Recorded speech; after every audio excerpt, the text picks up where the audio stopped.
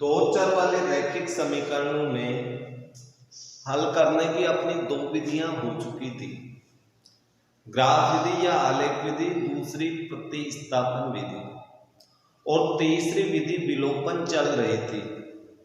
विलोपन विधि इसके अंदर अपन ने एक क्वेश्चन भी किया था। अब अपन देखते हैं यहाँ पर एग्जाम्पल नंबर 11 जो कि विलोपन विधि का है कि दो व्यक्तियों की मासिक आय का अनुपात 9:7 है तथा उनके मासिक खर्चों का अनुपात 4:3 है। यदि प्रत्येक व्यक्ति महीने के अंत में या मासिक बचत 2000 रुपये हो तो प्रत्येक की मासिक आय ज्ञात कीजिए। तो यहाँ पर आपको मासिक आय का अनुपात दे रखा है, मासिक खर्चों का अनुपात दे रखा है, तो इन अनुपातों के रूप में ही आपको आय तथा खर्चे ज्ञात करने पड़े। तो माना मासिक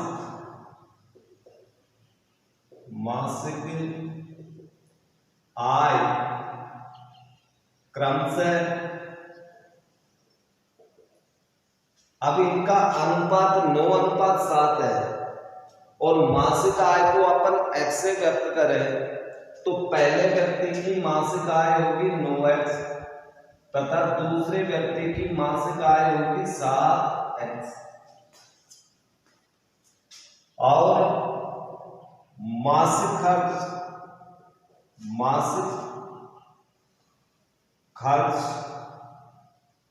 क्रमशः अनुपात 4:3 है और खर्चे को अपन y से दर्शाएं तो इनकी मासिक खर्च जो आएगी वो 4y तथा 3y होगी।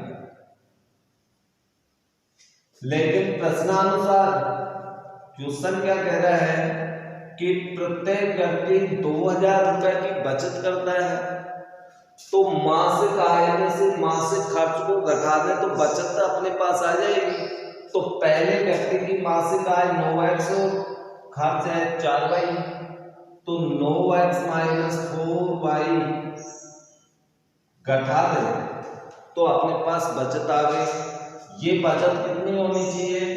2000 पहला सेकंड, और दूसरे की होगी 7x आय है और खर्च है 3y। आय में से खर्चे को घटा दें तो बचत अपने पास इसकी भी 2000 होनी चाहिए। ये दूसरा समीकरण। अब दोनों समीकरण विलोपन विधि का मानक रूप आपके पास इसी तरह से था कि x और y के चर लेफ्ट में होने चाहिए, अचर वाला पद राइट हैंड में होना चाहिए, वैसा ही इसमें है। तो विलोपन विधि का मानक रूप है। और जब विलोपन विधि का मानक रूप अपन को प्राप्त हो गया तो सबसे पहले अपन x के गुणांक देखते हैं। इसमें 9 है, इसमें 7 बराबर नहीं है। y का देखें तो ये भी बराबर नहीं है, तो या तो y के गुणांकों को बराबर करो या x वाले बराबर करो। दोनों में से एक काम आपको करना पड़ेगा। हमें मासिक आय ज्ञात करनी है, तो दोनों में से एक काम करें, y के गुणांक समान कर देते हैं। इसको 3 से गुणा करो, इसको 4 से करो। इसको 3 से गुणा करेंगे तो ये 12 हो जाएगा, इसको 4 से गुणा करेंगे तो ये भी 12 हो जाएगा, बराबर होंगे ना। तो इसको 3 से पहले समीकरण को, दूसरे को 4 से, ऐसे y के गुणांक समान कर रहा हूं मैं। पहले समीकरण को 3 से गुणा करो जी, 27x - 12y बराबर 6000। ये समीकरण 3। इसको 4 से गुणा करेंगे दूसरे को तो ये होगा 28x - 12y 8000, समीकरण नंबर 4।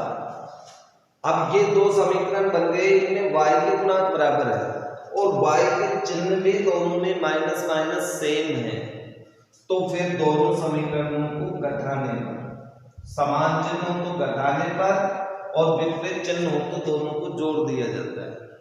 घटाने का मतलब होता है नीचे वाले के चिन्ह बदल दे, बदले हुए चिन्ह नीचे लगाने। अब देखो 12 माइनस का नीचे प्लस का, ये तो कट गया। इधर x का देखें तो 27 तो प्लस के, 28 माइनस के तो माइनस का x बचा। 6000 प्लस के, 8000 माइनस के तो माइनस के 2000 बचे नहीं। इसका अर्थ हुआ कि x बराबर 2000, x का मान 2000 है और मासिक आय x के रूप में ही है, तो y का मान निकालने की अपन को आवश्यकता ही नहीं। यदि मासिक खर्च पहुंचे तो y का भी निकालते। इसलिए एक व्यक्ति की मासिक आय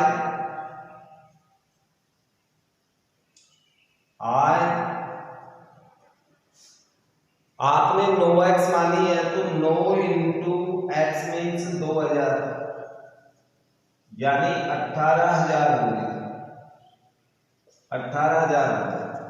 और दूसरे व्यक्ति की मासिक आय बराबर 7 गुना x, 7x मान रखी है आपने, तो x का मान तो रखना ही पड़ेगा इसमें। ये हो गई 14,000, ये अपना उत्तर होगा। अब इसी तरह से आपकी जो एक्सरसाइज है 3.4 है, उसमें सारे प्रश्न विलोपन विधि के हैं। कुछ प्रश्नों में तो आपको समीकरण दे रखे हैं, सीधा विलोपन विधि से हल करें। कुछ प्रश्न समस्यात्मक है, दूसरे के सारे प्रश्न समस्यात्मक है, अर्थात पहले आपको समीकरण बनाना पड़ेगा। समीकरण बनाने के बाद में आप लोगों को विलोपन विधि से उनका उत्तर यानी हल निकालना है। तो आइए इस प्रश्न माला के प्रश्न देख लेते हैं अपन। विलोपन विधि आपके ये समझ में आ गई होगी। यहाँ पर दो समीकरण दे रखे हैं पहले के चौथे में, और दोनों समीकरणों के अंदर विलोपन विधि से आपको हल निकालना है। तो इसका हल अपन किस प्रकार से निकालें? सबसे पहले देखिए क्या ये दोनों मानक रूप में हैं। मानक रूप में लाने के लिए बटी वाली संख्या हो तो पहले लघुत्तम ले लें। लघुत्तम देखिए इसका 6 आएगा, 2 और 3 का लघुत्तम एलसीएम लेंगे तो 6 आएगा। 6 से सभी पदों को गुणा कर दें, या पहले लघुत्तम ले लेते हैं। चलो 6, तो यहां आ जाएगा अपने पास 2 का भाग 6 में 3 बार, 3 को x से गुणा किया 3x प्लस 3 का भाग 6 में 2 बार, 2 को 2y से गुणा करेंगे 4y बराबर -1। इसमें भी अपन लघुत्तम लें 3, तो ये हो जाएगा 3x - y बराबर 3। अब इस लघुत्तम को पक्षांतर करेंगे तो ये गुणा में जाएगा, यानी 3x प्लस 4y बराबर -6। ये आपका पहला समीकरण बना, जो कि विलोपन विधि का मानक रूप है। इसी तरह से ये दूसरा समीकरण 3x - y बराबर, ये 3 इधर जाके गुणा हो जाएगा तो ये 9 नंबर। दोनों समीकरण मानक रूप में आ गए। इसके बाद में अपन देखते हैं x के गुणांक, इसमें 3 है, इसमें भी 3 बराबर है, तो अपन को गुणा करने की आवश्यकता ही नहीं है। चिन्ह देखें तो इसका प्लस इसका भी प्लस, अर्थात दोनों समीकरणों को घटाने पर आपका उत्तर आएगा। ये दूसरा समीकरण इसके नीचे लिख दिया मैंने। x के गुणांक दोनों में सेम है, चिन्ह इसका भी प्लस इसका भी प्लस, तो फिर आपको लिखना पड़ेगा घटाने पर। ये विलोपन विधि है तो विलोपन के अनुसार करना पड़ेगा। प्रतिस्थापन से पूछे तो प्रतिस्थापन के अनुसार करना पड़ेगा। तो इसके चिन्ह बदल देता हूं, ये माइनस 3x प्लस का 3 माइनस का कट गया, 4y प्लस का 1y प्लस का तो टोटल 5y हुआ बराबर 6 भी माइनस का 9 भी माइनस का तो माइनस का 15 y बराबर -15/5 भाग में चला जाएगा, तो y बराबर अपने पास -3 और y बराबर -3 समीकरण एक में रखेंगे तो अपने पास x का मान आ जाएगा। एक नंबर ये समीकरण है, इसमें रखें तो 3x प्लस 4 इंटू वाई की जगह -3, 4y का मतलब 4 इंटू वाई बराबर -6, या 3x इन दोनों को गुणा करेंगे तो -12 बराबर -6। अब इससे भी आप पक्षांतरण कर रहे हैं, 3x बराबर -6 है, 12 को उधर ले जाएंगे प्लस हो गया, तो 3x बराबर प्लस का 6 बचा, x बराबर 6/3, x इक्वल 2, यानी x का मान 2 होगा और y का मान -3। ये आपका उत्तर होगा। तो इस प्रकार से जब क्वेश्चन हल किया जाता है तो वो विलोपन विधि कहलाती है। तो ये विलोपन विधि से हल हुआ। इसमें मुख्य बात थी ये समझने वाली, अर्थात समीकरण इस रूप में है तो पहले एलसीएम लेकर के उसे मानक रूप में लाए और मानक रूप में लाने के बाद में विलोपन विधि की प्रक्रिया प्रारंभ करें। अब इसके बाद में है आपके पास समस्यात्मक प्रश्न। क्वेश्चन संख्या 2 में सारे प्रश्न समस्यात्मक हैं, अर्थात पहले आप समीकरण बनाओ, समीकरण बनाने के पश्चात इसी तरह से विलोपन विधि से उनका हल ज्ञात करें। तो मैं आपको समीकरण बना के दे देता हूं, विलोपन विधि से आप खुद इनको हल करेंगे। अब यहाँ पर पहला प्रश्न दिया है, यदि किसी भिन्न के अंश में 1 जोड़ा जाए, हर में 1 घटा दिया जाए तो भिन्न का मान 1 होगा, और यदि उसके हर में 1 जोड़ दें तो भिन्न 1/2 हो जाती है। भिन्न का मान माना अंश बराबर x और हर बराबर y, इसलिए वह भिन्न, देखिए भिन्न का मान होगा x/y, अंश बटा हर लिखते हैं, अर्थात इसमें xy का मान रखेंगे तब उत्तर आएगा। लेकिन प्रश्नानुसार प्रश्न क्या कह रहा है कि भिन्न के अंश में 1 जोड़े, अंश में 1 जोड़ा, हर में 1 घटा दिया तो भिन्न का मान 1 होगा। तो ये पहला समीकरण हो गया, अंश में 1 जोड़ा, हर में 1 घटाया तो भिन्न 1 हुई। पक्षांतरण करने पर x + 1 और y - 1 इधर जाकर गुणा हो जाएगा। पक्षांतरण पुनः करें, x - y -1, इस 1 को इधर ले जाएंगे, ये भी माइनस, यानी x - y बराबर अपने पास -2। ये पहला समीकरण बना।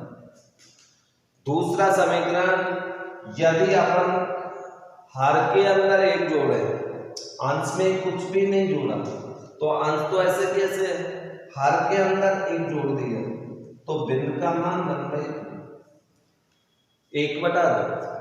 अब इसको भी बदल करें तो अपने पास 2x, 2 तो x से गुना होगा और 1 y + 1 से पक्षांतरण किया तो 2x - y बराबर 1।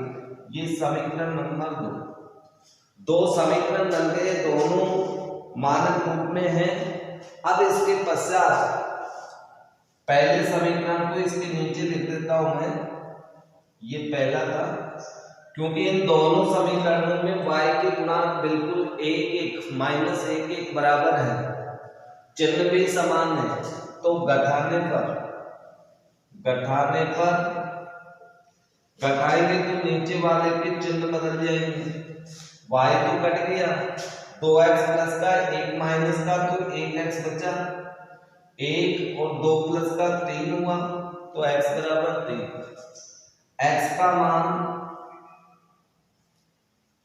एक में रखने पर एक में रख दीजिए तो 3 माइनस वाई बराबर 2, माइनस वाई बराबर पक्षांतरण किया तो अपने पास कितना आएगा, माइनस वाई बराबर -1 या वाई बराबर 1, माइनस से माइनस करके एक्स और वाई का मान अपने पास आ चुका, इसलिए वह भिन्न। अब भिन्न का मान ज्ञात करें तो x का मान ऊपर और y का नीचे इसमें मान रखना है। तो x का मान कितना है 3 और y का मान 1, तो 3/1 आपकी भिन्न होगी। भिन्न का मान कितना होगा 3/1 अर्थात 3, ये आपका उत्तर होगा। यहां पर देखिए आपके पास एक छोटी सी गलती हो गई, समीकरण 1 में मान रखा तो समीकरण 1 आपका ये x माइनस वाई, x की जगह x का मान -2 है, तो -2 करेंगे तो ये -2 और -3 -5 हो गया, माइनस से माइनस कटा तो y का मान 5 हुआ, और y का मान 5 करेंगे तो फिर भिन्न का मान होगा 3/5, ये उत्तर होगा।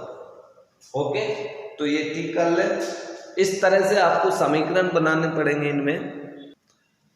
देखिए क्वेश्चन नंबर 2 जैसे क्वेश्चन अपने अभ्यास 3.3 के अंदर समस्यात्मक प्रश्न कर चुके हैं, इसलिए वो आप स्वयं करें। अब इसके बाद में अपन आगे देखते हैं क्वेश्चन नंबर 3 में है 2 अंकों की संख्या के अंकों का योग 9 है। 2 अंकों की संख्या, 2 अंक की संख्या अपन जानते हैं 10 से लेकर 99 तक होती है, तो इसमें ये वाला इकाई अंक कहलाता है, ये वाला दहाई अंक, इसमें इकाई अंक 0, दहाई अंक 1 है, तो इकाई दहाई के अंक होते हैं। आगे प्रश्न ये कहता है कि इस संख्या का नौगुना संख्या के अंकों को पलटने पर बनी संख्या का 2 गुना है, तो संख्या क्या कीजिए। तो अपन यहां मान लेते हैं, माना इकाई का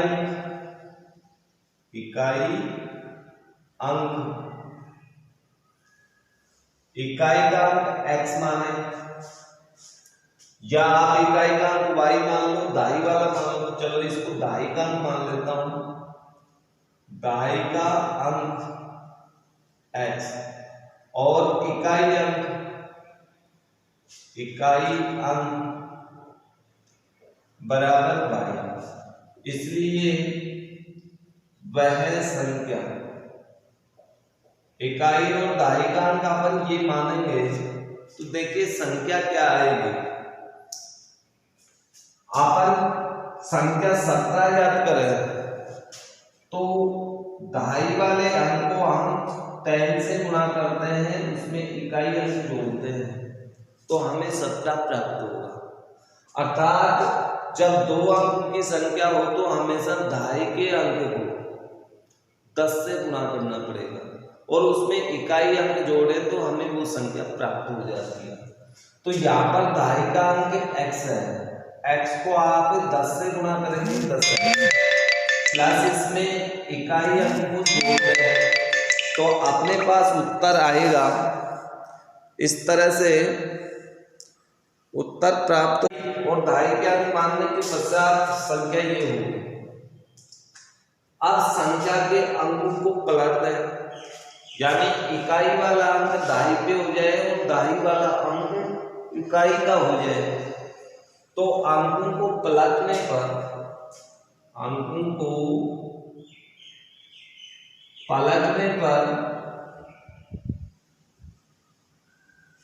प्राप्त संख्या,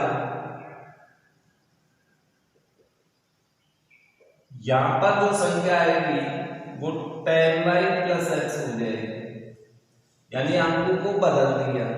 अब प्रश्नानुसार क्वेश्चन क्या कहता है कि दोनों अंकों का योगफल यानी x + y बराबर एक समीकरण तो ये बन गया, दोनों अंकों को जोड़ने पर इकाई और दहाई वाले। नंबर 2 पर क्या कह रहे हैं कि संख्या का 9 गुना उस संख्या के अंकों को पलटने पर प्राप्त संख्या का दुगना होता है। तो संख्या तो ये है, पलटने पर ये संख्या होती है, तो ये दोनों संख्या आते हैं 10x प्लस y, इसका 9 गुना, और ये जो 9 गुना है ये दुगना है। इसकी बजाय संख्या के अंक पलटने से जो संख्या बन गई ये अभी भी दुगना है, अर्थात इसको हम 2 से गुणा कर दें, अब तो बराबर हो गए। ये पलटने वाली संख्या है, ये मूल संख्या है। मूल संख्या का 9 गुना इस संख्या के दुगने के बराबर है, तो इसको 2 से गुणा करना पड़ेगा। आगे अपन कोष्टक खोले तो ये 90x प्लस 9y बराबर 20y प्लस 2x। पक्षांतरण करने पर अपने पास 88x, y के अंदर माइनस 11y बराबर 0। ये एक समीकरण बनेगी, क्योंकि 2x इधर लाएंगे माइनस का होगा, 20y को इधर लाएंगे माइनस होगा, तो माइनस 11 बचेगा। ये समीकरण नंबर 2। अब इसको अपन हल करें तो यहां पर सबसे पहले x प्लस y बराबर 9। वैसे इस समीकरण को आप आगे बढ़ा सकते हो। पहले देखिए यहां पर अपने पास 11 कॉमन है दोनों में, तो 8x माइनस y बराबर 0। ये 11 पक्षांतरण होगा तो 0 से निरस्त हो गया, यानी 8x माइनस y बराबर 0। ये समीकरण नंबर 2। अब समीकरण 1 और 2 को हल करें तो यहां पर 1 और 2 के अंदर y के गुणांक सेम है, इसमें भी 1 है, इसमें भी 1, लेकिन चिन्ह विपरीत है। तो ये जोड़ने पर अपने पास y तो कट गया, ये हो गया 9x बराबर 9, तो x बराबर हमें प्राप्त होगा 9/9, यानी x का मान 1। x का मान समीकरण नंबर 1 में रख दो, तो समीकरण 1 से x का मान रखो 1 प्लस y बराबर 9, तो y बराबर 9 माइनस 1, y बराबर 8। x और y का मान हमें प्राप्त हो चुका, इसलिए वह संख्या, ये मैं यहां पर लिख देता हूं, इसलिए वह संख्या, अब देखिए मूल संख्या आपने क्या मान रखी है 10x प्लस y, तो 10 into x means 1 plus y means 8। 10 को 1 से गुणा किया 10 प्लस 1, 10 और 1 को जोड़ा कितना आया 18, अर्थात वो मूल संख्या 18 हो गई। अब 18 में देखिए दोनों अंकों को जोड़ के देख लो 9 ही आएगा, दोनों अंकों को पलट है तो 81 संख्या बनेगी, मूल संख्या 18 है। अब देखो इसका 9 गुना, इसका 9 गुना, 18 का 9 गुना, मूल संख्या का 9 गुना इसके अंकों को पलटने से दुगने के बराबर। इसका 9 गुना 162 होता है, तो इससे दुगना है नहीं, तो अपना उत्तर सही है। इस तरह से आप उत्तर की भी जांच कर सकते हैं। थोड़ा सा प्रश्न थोड़ा सा जटिल है, तो एक बार आप लोग इसका अच्छे से अभ्यास करें, जिससे कि ये प्रश्न आपके भी दिमाग में अच्छे से तैयार हो जाए। क्वेश्चन नंबर 4, मीना 2000 रुपये निकालने के लिए बैंक गई। बैंक में उसने खजांची ने 50 रुपए के और 100 रुपए के नोट दिए। मीना ने कुल 25 नोट प्राप्त किए। बताइए 50 तथा 100 रुपए के नोटों की संख्या मीना ने कितने कितने प्राप्त की। अब देखो सबसे पहले तो अपन यहाँ पर देखें, ये मान लेते हैं कि माना 50 रुपए के नोटों की संख्या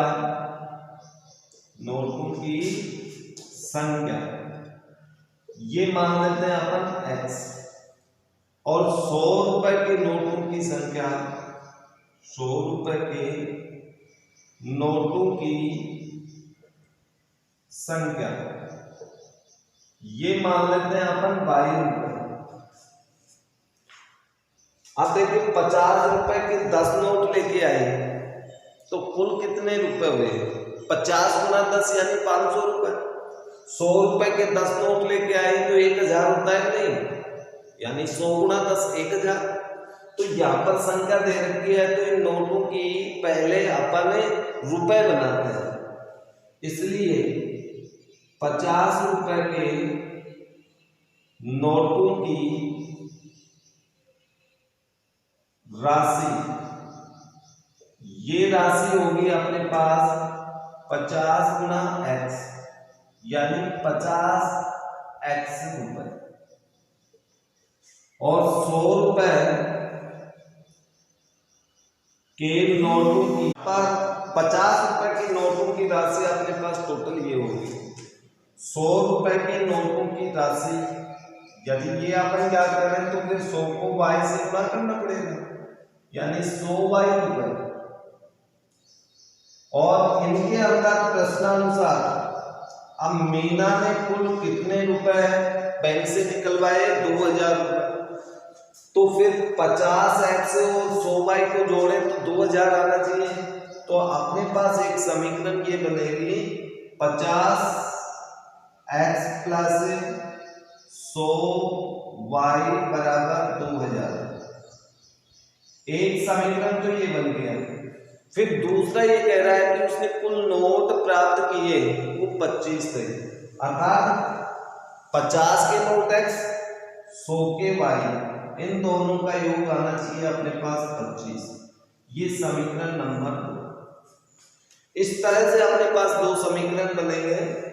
अब दोनों समीकरणों में गुणांक समान करने के लिए आप समीकरण नंबर 2 को 50 से गुणा कर दें, इसको 1 से, तो यहां पर क्या आ जाएगा 50x plus 100y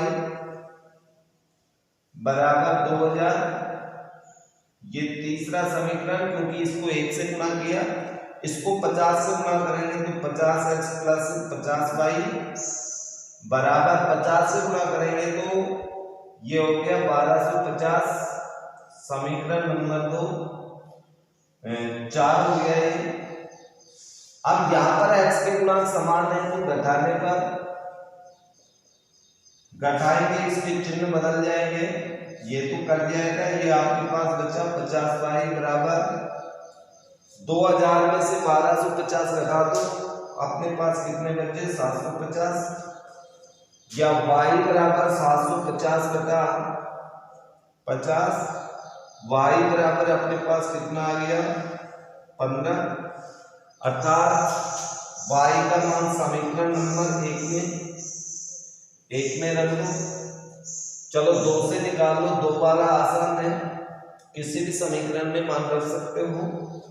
x plus 15 बराबर 25, या x बराबर 25 माइनस 15, या x बराबर 10, अर्थात 100 रुपए के नोटों की संख्या 15 और 50 के नोटों की संख्या 10 होगी, इसलिए 50 रुपए के नोट बराबर 50 रुपए के नोटों की संख्या तो 10 आ रही है, और 100 रुपए के नोटों की संख्या 100 रुपए के नोट वो 15 होंगे। मीना को 50-50 रुपए के 10 नोट मिले और 100 रुपए के 15 नोट। 15 नोटों में 1500 और 50 के 10 नोटों में 500, टोटल 2000 मिल गए। टोटल नोटों की संख्या 25 हो गई। यही अपना प्रश्न, यानी इसमें समझने वाली बात ये थी। आगे तो आपकी विलोपन विधि से इसको गुणांक समान करके हल किया गया है, तो वो तो आपको हल करना ही ये आप हल कर लेंगे। यानी अपना मुख्य उद्देश्य था कि दो चर वाले रैखिक समीकरणों को हल कौन कौन सी विधियों से किया जाए। जैसे पहले अपन ने ग्राफ विधि से हल किया, उसके बाद में अपन ने प्रतिस्थापन विधि सीखी, उसके बाद में अपन ने विलोपन विधि, यानी 3 विधियां तो अपन ने सीख ली। और तीनों विधियों के अंदर क्वेश्चन दोनों टाइप के आते हैं, समस्यात्मक भी आते हैं जिसमें समीकरण बनाना पड़ता है। और समीकरण बनाने के लिए देखिए प्रश्न को अच्छे से पढ़ें, उसका अर्थ ग्रहण करें और बार बार अभ्यास करोगे तभी समीकरण बनेगा। समीकरण बनाने के लिए कोई सूत्र नहीं होता कि भाई उस फॉर्मूले के अंदर मान रखा और समीकरण बन गया, ऐसा कुछ नहीं है। ये अभ्यास पे डिपेंड करेगा। आप जितना अभ्यास करोगे समीकरण उतना जल्दी बनेगा, अन्यथा नहीं बनेगा। अब इसके बाद में अपन आते हैं नंबर 4 विधि, और नंबर 4 विधि है वज्रघूर्ण विधि।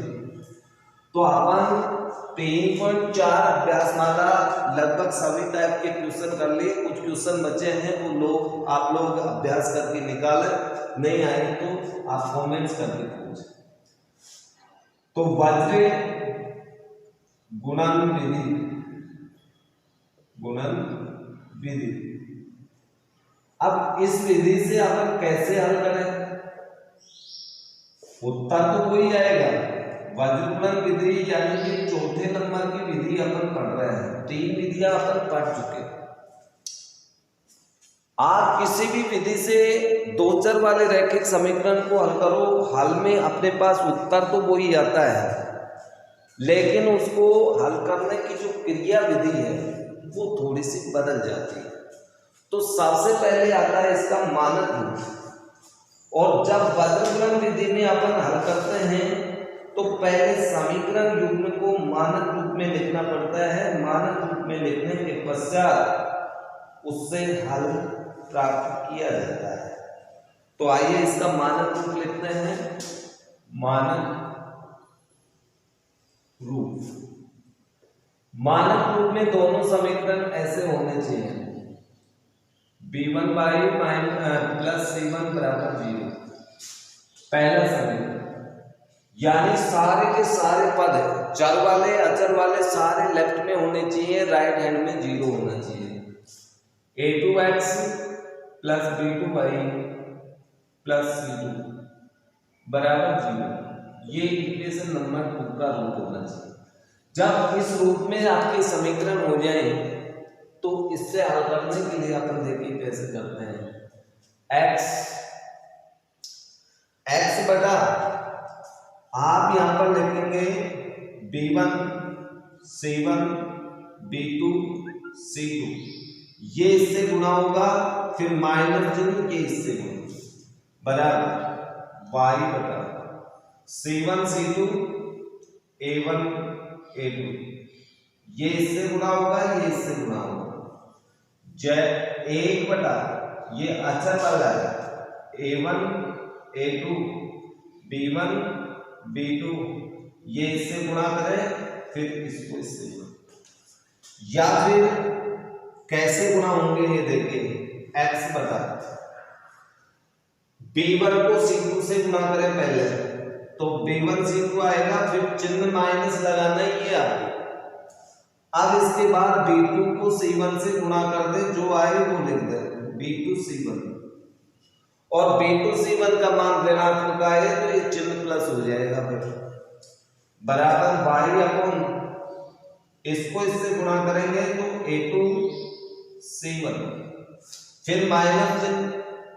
अब c2 को a1 से गुणा करें तो a1 c2 प्राप्त होगा, फिर 1 बटा a1 को b2 से तो a1 b2 माइनस इसको इससे गुणा a2 b1।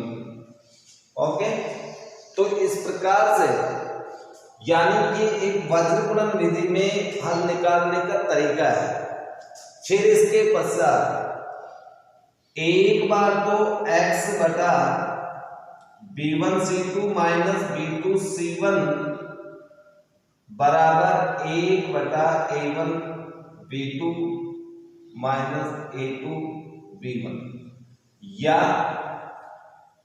इसको एक बार y के बराबर लें तो y बटा a2c1 माइनस a1c2 बराबर 1 बटा a1b2 a2b1। यही आपकी वज्र गुणन विधि है। इससे आपको x का मान प्राप्त होगा, इससे y का मान प्राप्त होगा। लेकिन पहले इस रूप में लिखना पड़ेगा। इस रूप में लिखने के बाद में आपका ये फॉर्मूला है, यानी अपनी क्रिया विधि मेथड बदल जाएगा, बाकी उत्तर नहीं बदलेगा। उत्तर तो चारों विधियों में से किसी भी विधि से आप समीकरण युग्म का हल निकालें, उत्तर वही आएगा, लेकिन बस उसका पैटर्न बदल जाता है और कुछ भी नहीं है। यहां पर मैं 3.4 जो कि वैसे तो विलोपन विधि के प्रश्न नहीं है, लेकिन मैं इसको वज्रगुणन विधि से करता हूं। देखिए वही उत्तर आएगा, विलोपन से भी वही आया था, इसमें भी वही उत्तर आएगा, लेकिन प्रक्रिया चेंज हो जाएगी। समीकरण अपना था x प्लस वाई बराबर 5, x प्लस वाई बराबर 5, और दूसरा समीकरण था अपना वो है 2x माइनस 3y बराबर 2x माइनस 3y बराबर 4। विलोपन विधि से हल करें, लेकिन हम कौन से विधि से हल करेंगे इसको? वज्रगुणन विधि से। और वज्रगुणन विधि से हल करने के लिए पहले मानक रूप में लिखना पड़ेगा। मानक रूप इसमें है नहीं, पक्षांतरण करना पड़ेगा, बराबर में 0 लाना पड़ेगा, तो x प्लस वाई माइनस 5 हो जाएगा ये 0, पहला समीकरण।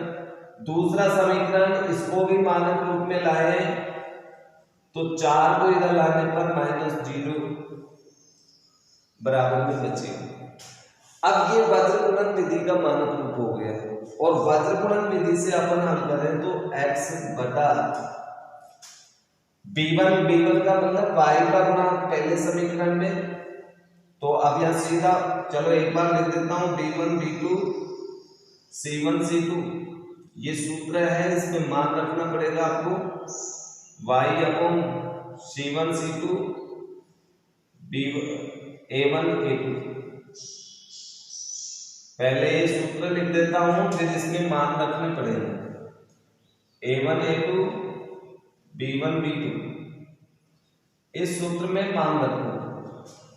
तो अपने पास आएगा x बटा b1 b2 का मान, b1 का मान 1 है, b2 का -3, 1 -3, c1 c2 -5 और -4 है, इसको इससे गुणा करो, इसको इससे, y upon c1 c2 -5 -4 a1 a2, a1 का मान x का गुणांक 1 है, a2 मीन्स 2, ये मान रख दिए, ऐसे गुणा होंगे, बराबर 1 बटा 1 2, b1 b2 आपका है 1 और -3, मान रखने के पश्चात गुणा करते हैं x बटा, इसको इससे गुणा करो -4, फिर चिन्ह माइनस, अब इसको इससे गुणा करेंगे -3 को -5 से, तो अपने पास आएगा +5 15 बराबर y बटा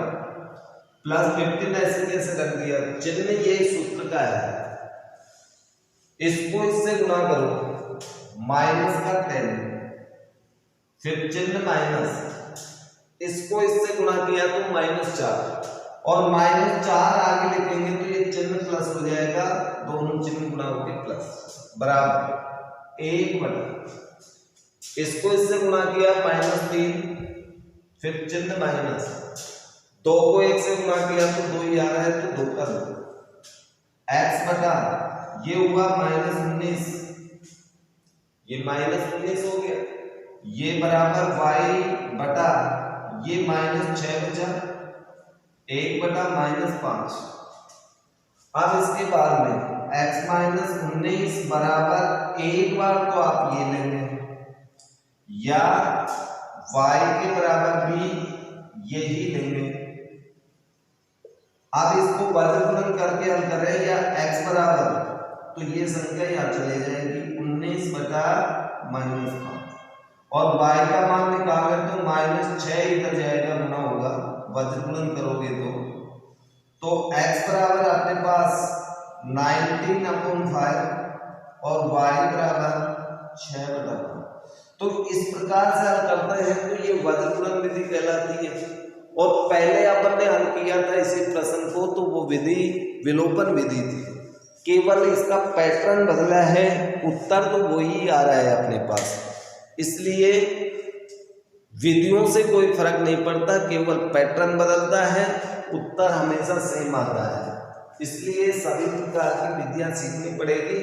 तो अपन वज्र गुणन विधि पर अगली क्लास यानी नेक्स्ट वीडियो के अंदर अधिक काम करेंगे, यानी अत्यधिक फोकस डालेंगे। आप फिलहाल इतना ही हो पाएगा। ओके।